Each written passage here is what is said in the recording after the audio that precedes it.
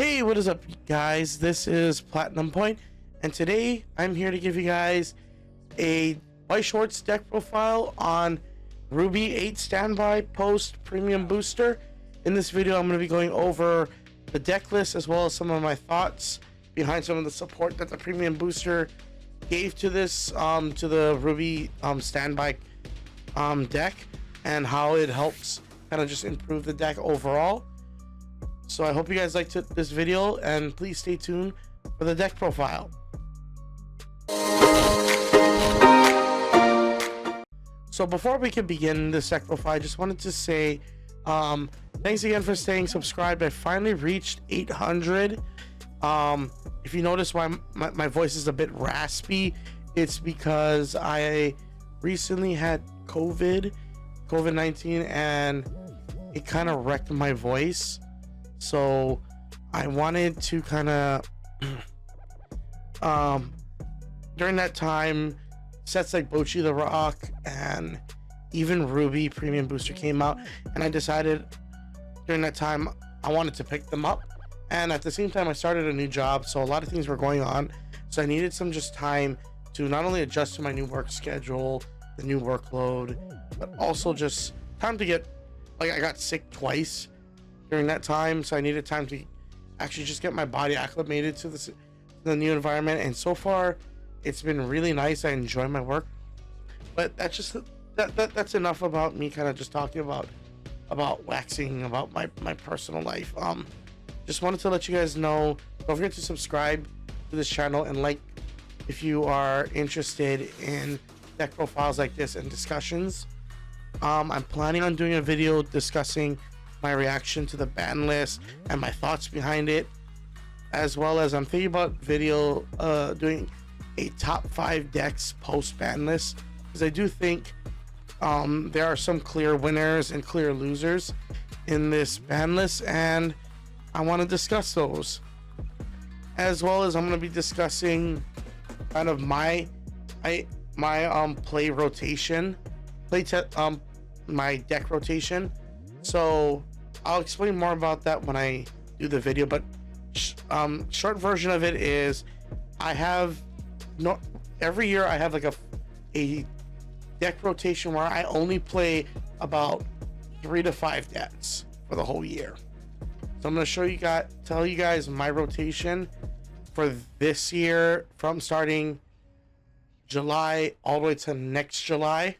I usually try to do it during the summer, like set up my next rotation, because usually the new sets come in at the beginning of the year and I want to give time to pick them up, explore it before I make a final decision on moving on to that. So without further ado, I want to get to the deck profile. So we're going to start off with the level zeros. So we're running 8 Standby RWBY. So in my previous build of RWBY, I was running Choice Standby, but thanks to the Premium Booster, we actually got a pretty good standby combo. So I wanted to showcase that. So we're going to start off with the level zeros. So we play 4 copies of the James Ironwood. So this is essentially Nino from Quintuplets, the one from set 2, the one where you discard a character, draw a card, discard another card, reveal the top card of your deck, and salvage a character whose level is equal to the level of the revealed card. Climax equals 0. So this is essentially Nino, but for RWBY, and you dump for remnant characters. You dump remnant characters and you salvage remnant characters. So it's a generic one instead of a character specific Rico slash a character specific Nino card, and I just like it. It's the better profile. I know they released a Toka profile in the Premium Booster, but this one's just a superior one, because not only does it allow you to get back resources, but it helps you check your triggers.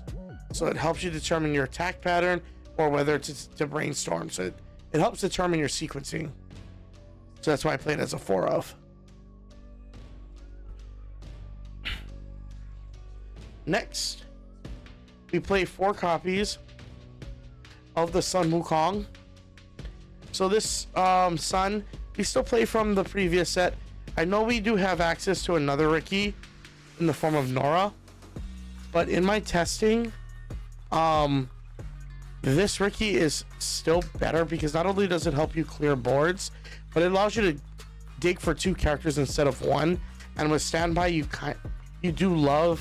actually prefer being able to have a big hand because you get to discard all those dead character or non-playable characters in order to stand by them out. So I play 4 of that. Also, and during my turn, if you have another character, it gains plus 2k until the end of the turn. So it's another plussing level 0. Continuing on, you play 4 copies of the Pyrrha's Fall Maiden's Vessel Candidate. So this is your Rize of the deck. So what this Pyrrha does is when she gets reversed, she has 2 effects. The first one is you reveal up to the top 3 cards of your deck and choose a remnant character from among them, add it to your hand, and then discard a card from your hand. And then the second effect is if you have 2 or less cards in memory, you can shove this into memory. So, and the thing about the phrasing 2 or less is that with this Pyrrha alone, you can have a maximum of 3 in memory because it will check before putting itself into memory if you meet the 2 or less requirement.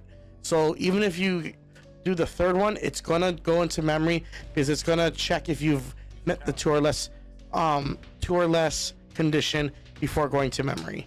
So after that, the 4th copy won't be able to go to memory, and then you can just use it to either use it for free deck speed or just to level it up. That's why I play it as a 4 of, so you can see it more often and have an extra one to level up with. Next, I play 3 copies of the Nora Salvage Brainstorm. I know we have a Jean one, and that one's okay, but in my opinion, like checking top 3 is fine, but this deck, the premium booster does give this deck a lot of deck speed options. So being able to have a brainstorm that gives you selectivity, I think is more important than having deck speed, because not only do we have the Rize, but we have another level 0 that just gives us adequate deck speed, so we can actually get away with just playing the Salvage Brainstormer. Next, I play 2 copies of the Weiss Chiuri. So what she does is when she attacks, I can give another character plus 1000, and when she's sent to the waiting room, I can discard a card from my hand, check up to the top 4 cards in my deck, and add a level 1 or higher card. So this card allows me to get additional deck speed, and even if you shove 3 Pyrrha into the memory, with this configuration here, you should have enough deck speed to get yourself out of pretty tough deck states. So, and in standby, I think Shiuris are a lot better than having like drop salvages or drop searches, because not only do you get to discard a card that you want to play with a standby, but you get to mill more cards to get your deck just overall like get through your deck as quickly as possible. So that's one of the reasons why I like the playing 2 of the Chiuri.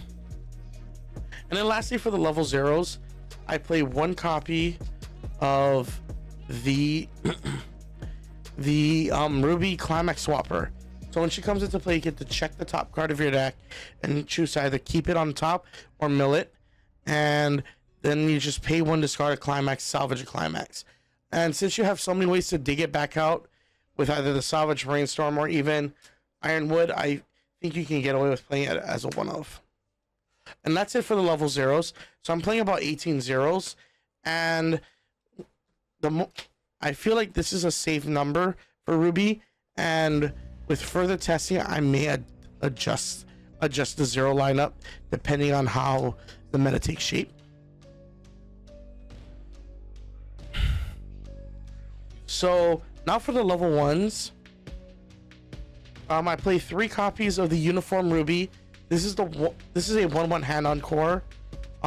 This is one of your primary primary standby targets for level 0 if you're going up against decks that can easily that are standby related, because most standby decks can get over this other standby target, which is the 1/1 Tyrion Kalos. So these two actually go hand in hand. In fact, the configuration with this set, one of the things I can tell you right now is that a lot of the standby support they've actually borrowed from quintessential quintuplets and Data Live to some extent. And one of the things that they've adopted, which most I think standby decks have, is a distribution of 1/1s that are hand on core and 1/1s that have the ability cannot be reversed by cost zeros. So in quintessential quintuplets, most builds either played 4 of this and 1 or 2 of this when there was an abundance of standby.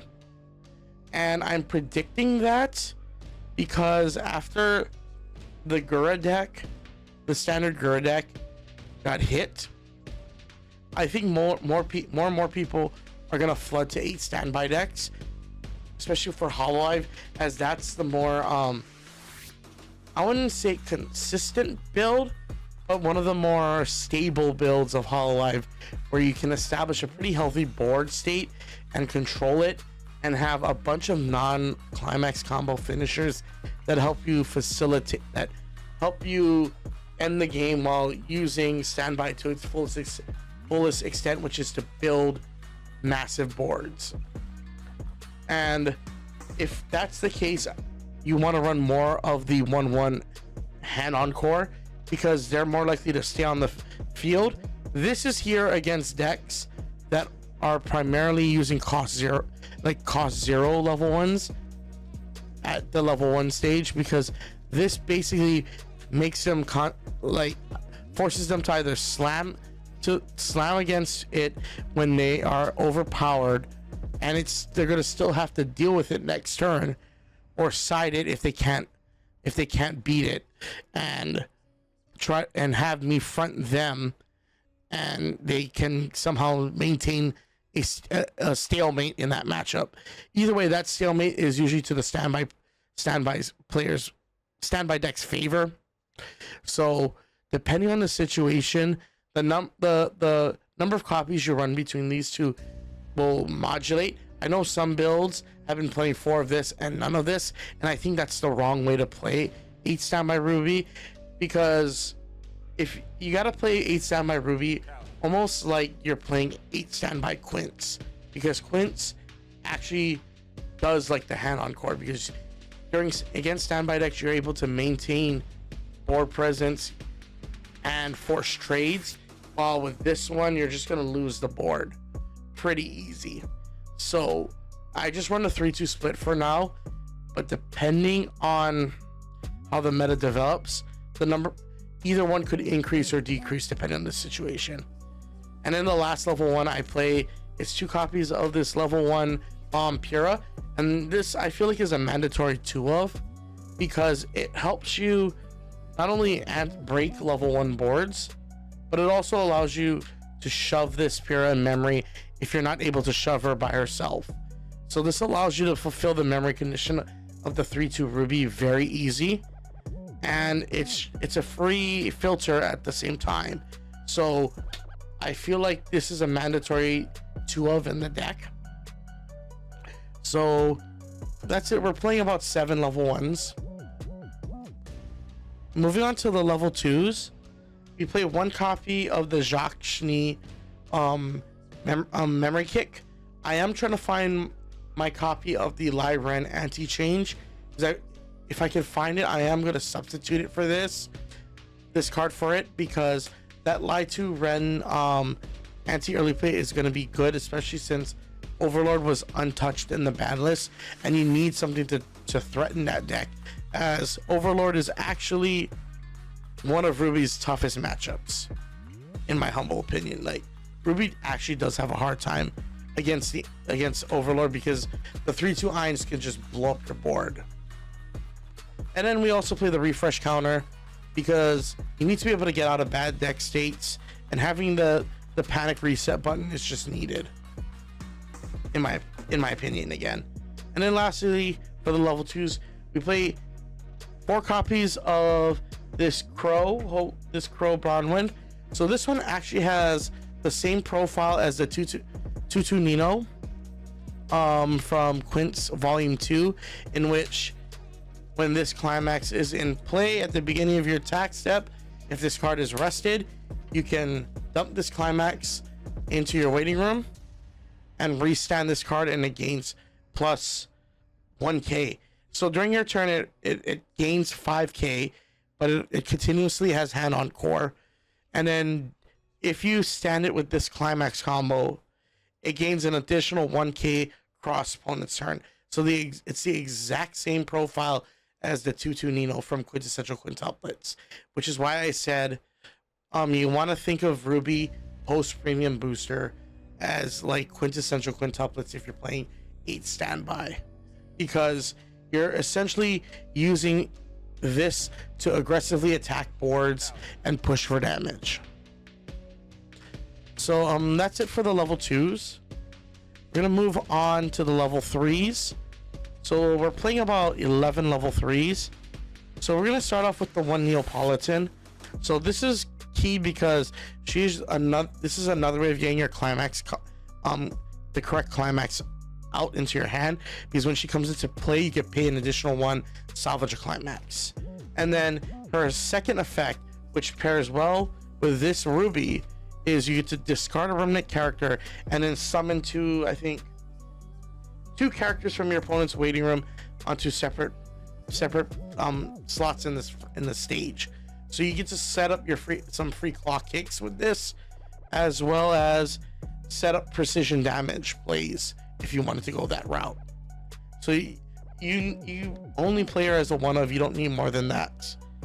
Another card that we play is the James Half Cyborg. So what he does is when he comes into play, you get to check the top 3 cards of your deck, rearrange them in any order, and then choose one of your opponent's characters and bounce it. We mainly play this because the slime decks that are still playing the 2-1 Shuna can make that matchup really unhealthy, and the only way you can answer that matchup is by getting rid of the Shuna. So, and since Shuna herself isn't protected by the hexproof, you want to play this to target down that Shuna, bounce it back to your opponent's hand, turn off the hexproof, and then you can launch the rubies and then pretty much break their board. This just helps facilitate board breaking against slime. If they decide to hit slime and it decreases in play, you can cut this, as this is just a tech piece, sorry. Next we play 1 copy of the Salem, which can be either a stock swap or an Icy Tail. I play 1 copy of the RWBY, the RWBY Vital Festival, because you can stand by this out to the front row now, thanks to the new RWBY finisher combo, if you decide to go a different route. And this can be another attacker that you can use in order to push damage and potentially close the game out. And I'll explain how there's a clever way of using this against decks that have hexproof. So in the RWBY Volume 2, or the premium booster, they added another climax combo to this climax. So I'm going to explain both of them at the same time. So we'll start off with this one first. So we play 4 copies of the original RWBY climax combo, which is basically an on-play heal, and if you have 2 or more remnant characters, it's 11k. And then when this climax is placed, you can tap itself, you can rest itself, burn 3, and then choose a level 3 or lower character that's facing this card, and then kick it to the clock. So originally, this was your way to handle like this RWBY finisher allowed you to bypass rest counters. Now they gave RWBY another climax combo again, like I mentioned earlier, that pairs with this standby, and it's this RWBY determined. So what she does is actually pretty interesting. So they're both on play heal, and what this RWBY does is when this at the beginning of your attack step, if this is in the climax area, you can, and this is in center stage, you can choose one of two effects. The first one is choose one of your opponents, choose one of your other Revenant characters and stand it, then choose two characters and give them +1 soul at the end of until the end of the turn. The second effect is burn 1, and this card gains +1k. So with this new when this card was revealed, me and a couple of my friends and people that play RWBY were actually kind of just shocked, because one of the weaknesses of this RWBY was that you sacrificed an attack for burn 3 and claw kick, which meant you also sacrificed stock generation. Now this RWBY fixes that problem, because now what you can do, and I'll show you a simple board state that you can do, is you can play double RWBY, two on the lanes that you want to claw kick, and then you play this RWBY. And if you have this in your, and one of the requirements for this version of for version 1 of this finishing board is you have to have another copy of this in the waiting room. So what you can do is play the standby. Let's say this is our board. We bounce the hexproof, and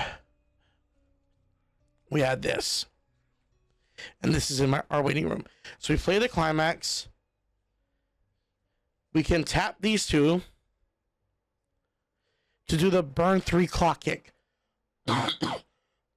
Sorry. What you can do next is standby over one of the RWBYs with this one. So then you go beginning of attack phase, you stand this one, and depending on the lane setup, let's say this is facing a level 3 and you want a side attack at the end, you can give this +1 soul and your back lane +1 soul. Then you can proc this effect since it's still beginning of the attack phase and this is on the field.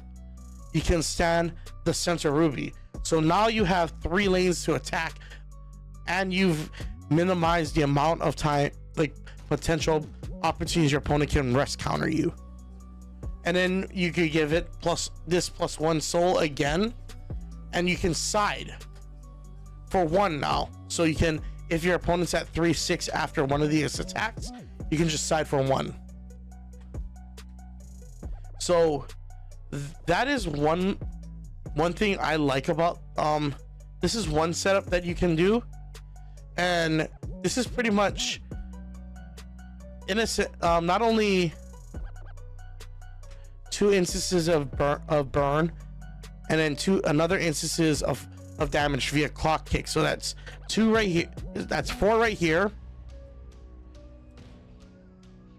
You restand, and now that's 7. It turns the number from 6 instances of damage from tri-laning to 7, and you get to generate stock. So that's one good thing about, that's one thing I liked about this combo that fixed the original RWBY. But another way you can actually play this out is, in some cases you might think hexproofing is bad for you, but say your opponent, you're playing against Slime, we do this setup again. Because they have hexproof, you can still burn 3. You lose out to 2 instances of damage. But then what you can do here, restand them, and depending on their clock situation, you can either give +1 soul across the board and just side for lethal, or just launch it, put all the soul here, and you get to launch lethal by just swinging for 2s depending on the situation. So you get to potentially you get to use your opponent's hexproof to help you modulate your damage. Another way you can play this combo out, and I'll make this real quick, sorry it's taking quite a while to finish this video, is this one. So this involves having one of this,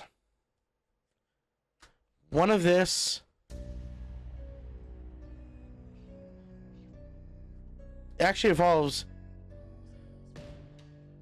this kind of lane. Let's say you had this lane and you had this ruby in the discard pile. So what you can do is you can put this in a lane where you don't want to, like, let's say it's a hexproof lane, like against Overlord, the 3/2 Eins. What you can do in this situation is this. Play standby. You burn 3. Since you can't clock kick, you're fine. You stand by over this. You can use this effect to stand this, give this +1 soul. Or you could just not give it +1 soul. You can leave it as is. So you can either give it +1 soul and it can swing for 3, or you put the +1 soul here, so it's still swinging for 2. Then you can do with this effect, depending again on your opponent's clock, you can burn 1, this gains +2k, or target this again, attempt to stand it, and if you already put +1 soul here, you get plus another soul onto it, because you gotta fulfill as much of the effect as possible.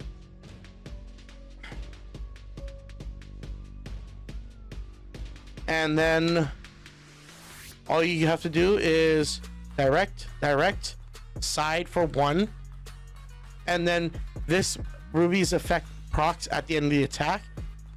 Pay 2, discard 2, burn 2. So effectively, you're able to bypass blown up lanes depending on the board setup. Like you can even do this kind of board setup where you're playing double this, and then you stand by out like a level 0. You stand it, give this +1 soul, give this give another lane +1 soul. When you direct, you pump, so it gives you opportunities to modulate your attack and modulate your damage. That's kind of the main idea about this climax combo. And so because the premium booster gave us 2 cards that climax combo with the same climax, it allows us to it makes the finisher very modular now, which allows for greater skill expression, and 2, greater more options to decide how to kill your opponent based on their current board and deck state. So I hope you guys like this deck profile. I know this is a really long one, but because there's just so many combos that this deck can do, I just wanted to discuss some of them. I may or may not do another video, a follow-up video to this, or a playtest session video of this, so I can show you how this deck kind of functions in a vacuum, because not in a vacuum, in just in the new meta. So if you guys would like to see me do a playtest session with this, I will be happy to do that, because I think it is a good idea for you guys to see how decks like this function. Other than that, I have a couple more videos. Sorry again. A couple more videos planned out. So I hope you guys like this video. Don't forget to rate, comment, subscribe. False crack that like button, and don't forget to stay on point, guys. Peace out.